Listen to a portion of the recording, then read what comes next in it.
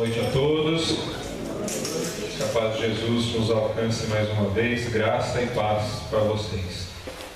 Vejam só, nós estamos no nosso segundo dia do seminário, ainda tem mais, e hoje falando de um tema muito importante para a nossa vida de cristão, muito pouco trabalhado, às vezes pelas nossas orações, e que tem uma importância assim fulminante na nossa vida de cristão, de felicidade como pessoas. Eu queria iniciar lendo Deuteronômio 5:9. Deuteronômio capítulo 5, versículo 9, diz assim: Não te encurvarás a elas, nem as servirás, porque eu, o Senhor teu Deus, sou um Deus zeloso, que visito a iniquidade dos pais dos filhos, até a terceira e quarta geração daqueles que me odeiam. Sou um Deus zeloso, que visito a iniquidade dos pais dos filhos, até a terceira e quarta geração daqueles que me odeiam. Palavras do Senhor. Você recebeu um papelzinho aí, certo? Todos receberam, já devem ir preenchendo, para a hora que nós formos orar já estarem prontos. O pessoal que está ouvindo pela rádio, você tem essa imagem no Facebook e pode lá também preencher num papelzinho à parte. O importante não é o desenho, são os nomes. Então calcula comigo, o Senhor disse na palavra que a bênção, ou melhor, a maldição pode atingir até a quarta geração da nossa história.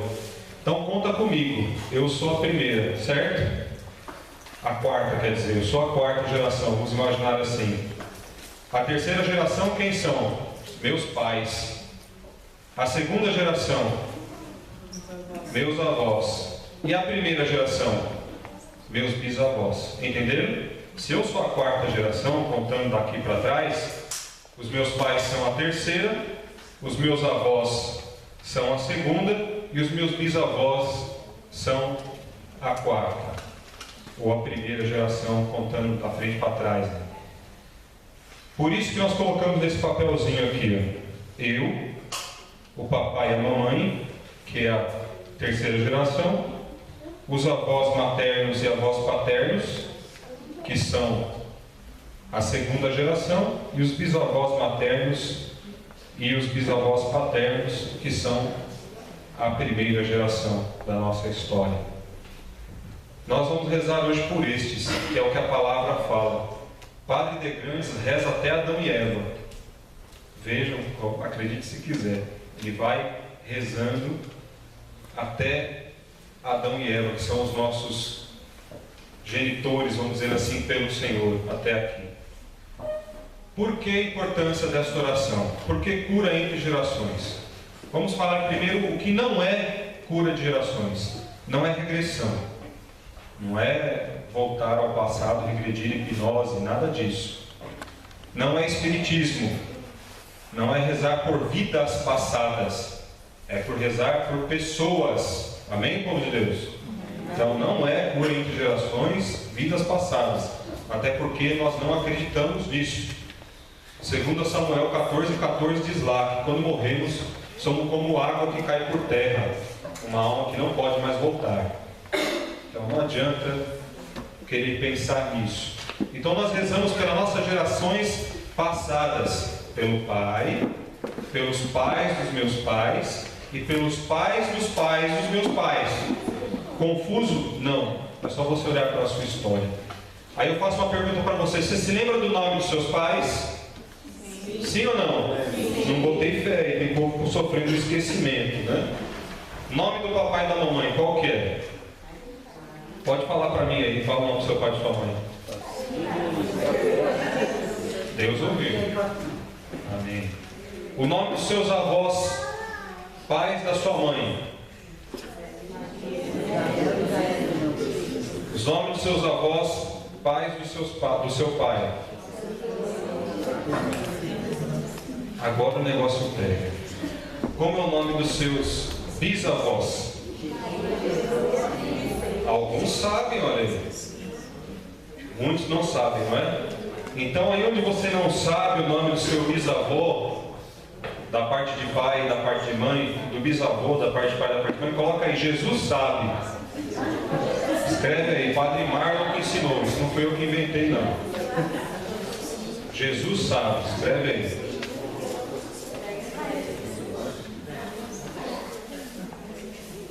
Então, orar pela cura entre gerações, prestem atenção, vamos escrevendo só, sem falar, só escrever.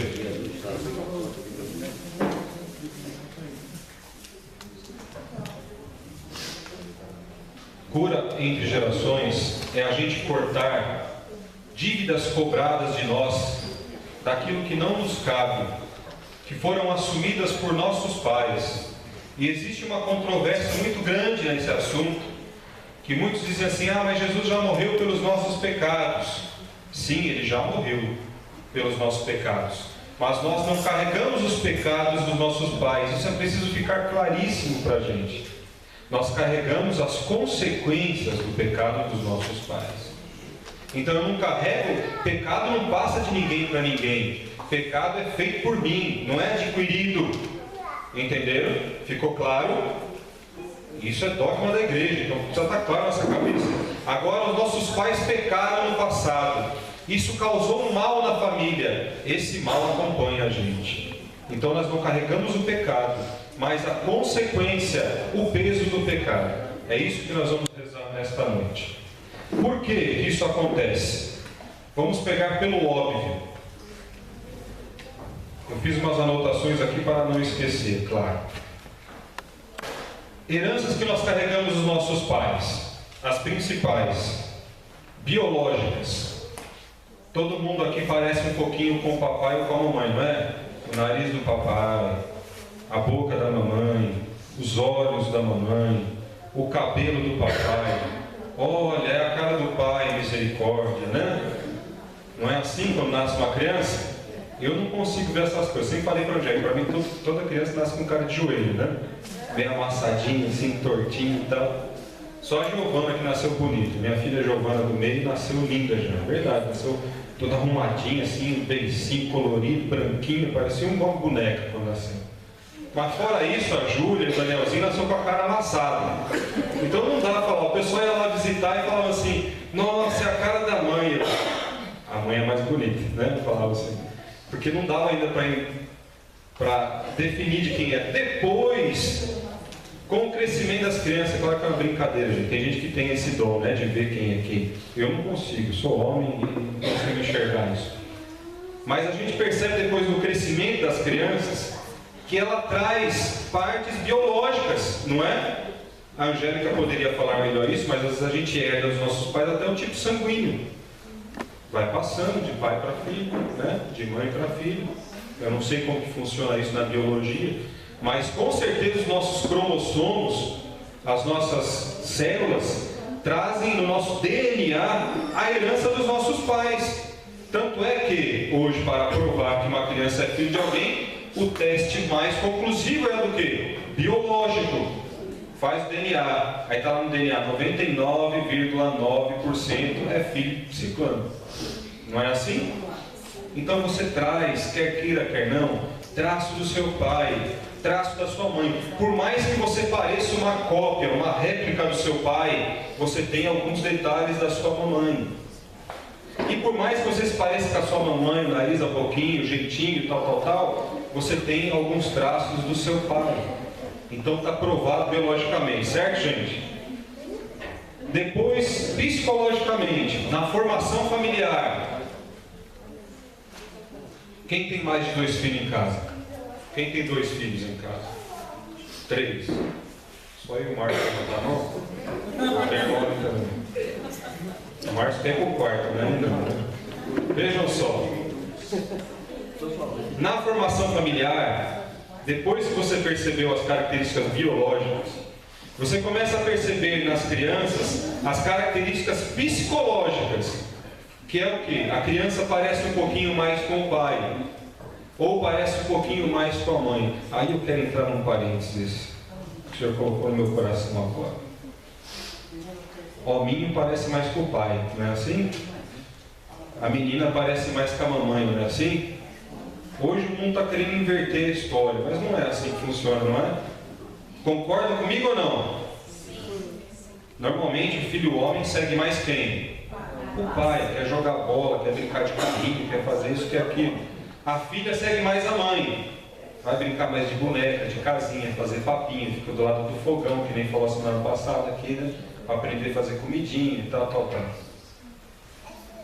Então, nós carregamos também a herança psicológica dos nossos pais. Mesmo que o mundo tente inverter hoje, colocando menino para brincar de boneca e menina para brincar de carrinho, não adianta. Nós temos uma formação psicológica da humanidade, do que é homem, do que é moral, do que é mulher, do que é moral, certo? Essa formação psicológica passa de pai para filho. O pai e a mãe têm um peso grande na formação psicológica da criança. Então, quando você, para nós que tivemos pais, muitos podem estar ouvindo, e eu entendo, não tiveram papai nem mamãe, mas se espelharam numa figura paterna e uma figura materna. E essa é a herança psicológica que ele vai carregar. Porém, na maioria da humanidade, todos têm papai e mamãe e são criados por eles. É assim que rege ainda a nossa humanidade, certo? Então a criança vai crescendo e vai tendo uma formação psicológica. E aí você começa a identificar na criança e fala assim: olha, esse daí tem o gênio do avô. Olha, parece muito com o avô deles, daí o jeito de falar, o jeito... Já ouviram isso? Por quê? Porque trouxe uma carga biológica desde lá do bisavô, do avô, do pai, e chegou nele. Existe carga biológica que pula até geração. Voltando um pouquinho na biologia, já viu? Olha, os olhos não são da cor dos olhos do pai, mas são a cor dos olhos do avô ou da avó, por parte de mãe, por parte de pai. O mesmo no psicológico. Às vezes a criança vai crescendo e você fala assim: poxa vida, da onde que veio essa braveza, né? Ou, poxa vida, da onde veio essa calmaria toda? Pode não ter sido no pai, pode ter sido do avô, que veio na biologia e formou na psicologia, olha só. Isso também é provado, escrito, e já faz parte da história da humanidade. Então a sua psicologia, o seu intelecto, tem traços da sua educação familiar. Mamãe, papai, vovô, vovó. Quem conheceu o bisavô, bisavó aqui? Quem conheceu? Poucos. Mas tem muita gente que teve ainda contato com vô e com vó. Infelizmente a gente não tem aqui no Brasil essa, como que eu posso dizer, característica de conviver mais com os idosos. Mas teve muita gente que foi criada por avô, por avó e até por bisavô ou bisavó. Mas enfim, psicologicamente nós trazemos também uma carga hereditária. Concordam comigo ou não? Creio que sim, né? Calmo, agitado, nervoso, colérico, mágoas, que vem às vezes até de lados passados, né? Agora, eu digo para vocês, se nós temos e provamos agora que a gente carrega atributo biológico e psicológico, por que no espiritual seria diferente? São Paulo nos diz nas suas cartas que nós somos um ser: corpo, alma e espírito. Corpo biológico, alma psicológico e espírito espiritual. Então, se nós carregamos uma carga biológica e psicológica, espiritual também nós carregamos. É isso que os padres estão falando hoje. E é isso que a igreja está concordando hoje que nós temos que rezar. De coisas que vieram desde os nossos bisavós, acompanhando a nossa família no corpo, no psicológico e no espiritual. Pesos. Vou dar um exemplo. Rogério, pega. De quem que é essa bolsa aqui? Pode pegar, Maria? Eu vou abrir, eu prometo. Pega ela, Rogério. Vamos imaginar que eu sou o pai do Rogério. Rogério, isso daqui é toda a minha carga biológica, psicológica e espiritual. Está tudo aqui, na minha bolsa. Você é meu filho. Eu morri. Para quem fica a minha herança? Ele pegou a bolsa, com tudo que tem dentro, ele não sabe o que tem lá. Tem ouro, tem dinheiro, Tem coisas boas, tem caneta, não estou vendo nada, não tem olhos ultravioleta, né? Tem lencinho, mas tem também um monte de problemas aí.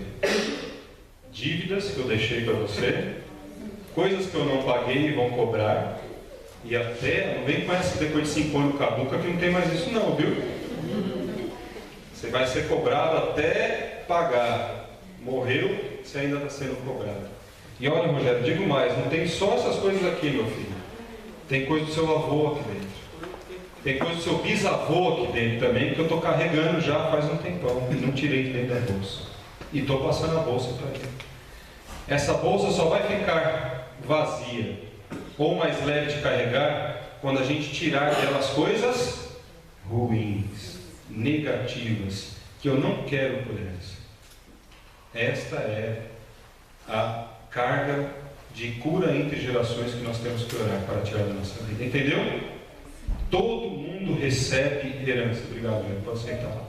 Todo mundo recebe alguma coisa dos pais, biológico, psicológico e espiritual. Continuando a ler essa leitura de Deuteronômio, você não precisa nem pegar, eu só vou ler um trechinho. A partir do versículo 11, ele diz assim: não pronunciarás em vão o nome do Senhor, e vai narrar os mandamentos. Guardarás o dia de sábado, santificarás como te ordenou o Senhor. Não farás trabalho algum, nem tu e teu filho neste dia. Honrará teu pai e tua mãe. Não matarás, não cometerás adultério, não furtarás, não levantarás falso testemunho contra teu próximo, não cobiçarás a mulher do teu próximo. E assim narra os mandamentos que nós tínhamos que viver. Olha, Antigo Testamento, Deuteronômio. Na sequência dessa leitura aí, Deuteronômio 5. Aí eu pergunto para você, como nós vamos negar que existe um cunho espiritual que atravessa gerações, se nós ainda hoje, em 2013, seguimos os 10 mandamentos que está lá no Antigo Testamento? Como que eu vou jogar fora isso? Agora eu pergunto para você, você sabe se o seu bisavô, seu pai ou seu avô viveu todos os mandamentos? Você consegue viver todos os mandamentos? Fala a verdade para mim. Quantas vezes você peca contra os mandamentos durante o dia? Seja sincero comigo. Não é assim? Um monte de vezes. Então nossos pais também pecaram. E esta paga devida que fala um pouquinho antes que nós acabamos de ler, que a iniquidade acompanharia até a 4ª geração, é para quem cometia estes pecados. Então eu tenho certeza absoluta que meus pais, meus avós e os meus bisavós pecaram contra esses mandamentos. E a gente está carregando o peso disso. Por que, Daniel, que eu tenho que carregar o peso dos meus pais? Porque, meu irmão, o demônio é livre de tempo e espaço. E se Nossa Senhora é a nossa advogada, o demônio é o nosso acusador. Vamos imaginar que o demônio é a Casas Bahia. Desculpa se alguém está ouvindo. Fica devendo para Casas Bahia para você ver o que acontece. Eu já trabalhei em cobrança, e eu já trabalhei na cobrança das Casas Bahia. Eu sei do que eu estou falando. Eu trabalhava numa empresa em Santo André que cobrava para as Casas Bahia. Senhora,